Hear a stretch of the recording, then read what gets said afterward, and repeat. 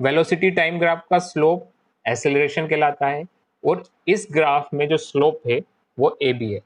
तो slope equal to होता है परपेंडिकुलर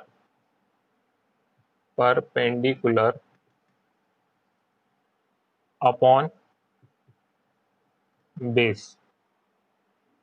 वेलोसिटी टाइम ग्राफ का स्लोप क्या है इस ग्राफ में? A B. परपेंडिकुलर क्या है? B D. और बेस क्या है? ए डी।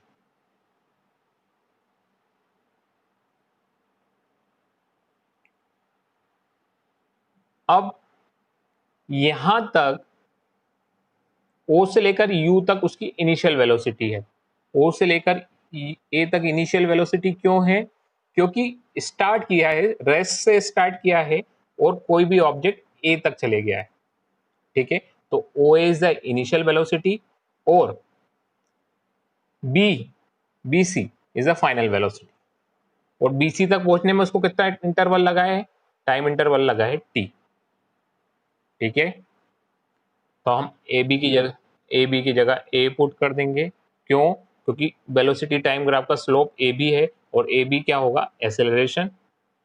बी डी की जगह B C minus C D upon A D.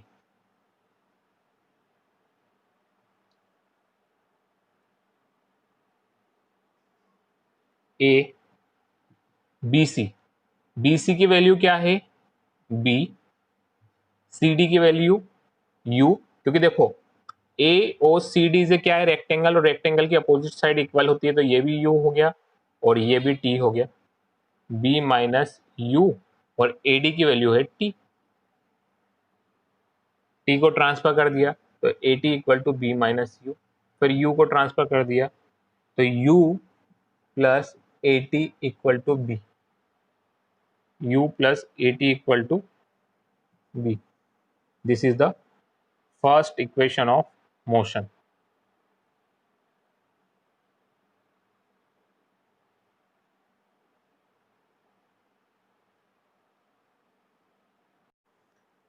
Second equation को डिराइव करने के लिए हम इस फिगर को देखेंगे। ए ओ सी डी बी, इसमें ये रेक्टेंगल है और ये ट्रायंगल है। तो टोटल एरिया इक्वल टू क्या होगा? टोटल एरिया इक्वल टू होगा, total area equal to rectangle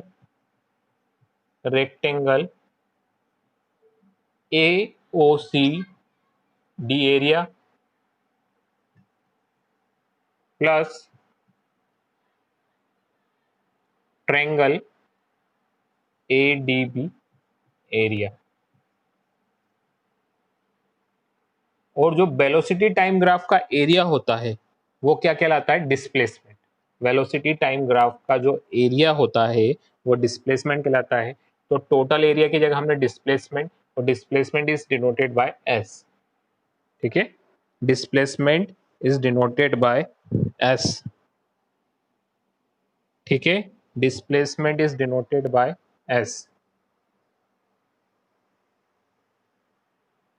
अब रेक्टेंगल एओसीडी का एरिया क्या होगा? Length into breadth. तो लेंथ हो गई O T into O A. Rectangle का एरिया क्या होता है? L into B. तो लेंथ हो गई ओ टी और ब्रेथ हो गई ओ ए। प्लस ट्रायंगल का एरिया क्या होता है? 1/2 बेस इंटू हाइट। तो बेस क्या हो गया? ए डी, और हाइट हो गई बी डी। तो A D into B D.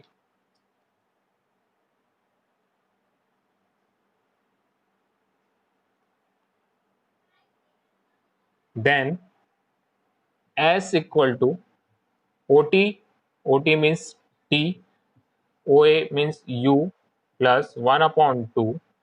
A D की वैल्यू है 50 और बी डी की वैल्यू है बी माइनस यू। सॉल्व करते हैं इसको।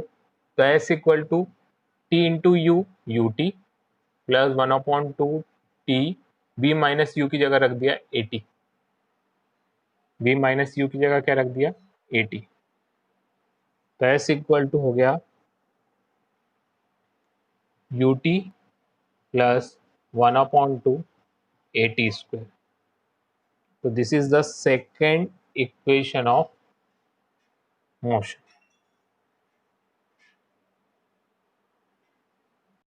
देखो थर्ड इक्वेशन को डिराइव करेंगे।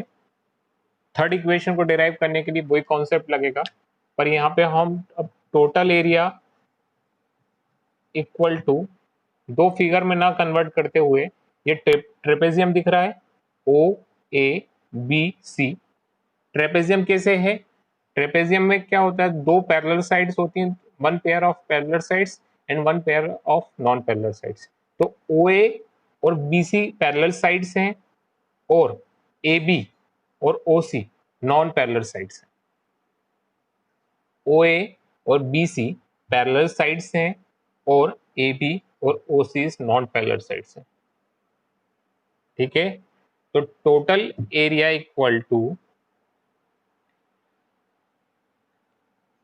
Trapezium trapezium